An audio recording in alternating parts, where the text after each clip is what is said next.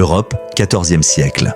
La mort chevauchait entre ruelles sombres et marchés animés vêtus d'une ombre invisible que personne ne pouvait arrêter. D'abord, un frisson, puis des fièvres brûlantes, des bubons noirs comme la nuit, et enfin un souffle saccadé annonçant la fin. La peste noire ne distinguait ni roi ni mendiant, elle se propageait avec une férocité qui faisait trembler les empires et transformait des villes entières en cimetières. Les Mongols jetaient des cadavres infectés par-dessus les murailles ennemies, les médecins revêtèrent des tuniques avec des masques à bec, et l'église brûlait de prières. Mais ni Dieu ni la science ne pouvaient arrêter l'inévitable, un tiers de l'humanité était condamné. Les navires qui sillonnaient la Méditerranée n'apportaient ni richesse ni épices, mais la mort sous forme de rats et de puces assoiffées de sang. Des familles entières disparaissaient en quelques jours, les rues se remplissaient de charognards, et les vivants, désespérés, fuyaient sans destination. Certains croyaient que l'apocalypse était arrivé, d'autres accusaient les étrangers, les lépreux, voire les chats. Mais tandis que la paranoïa se répandait comme la maladie elle-même,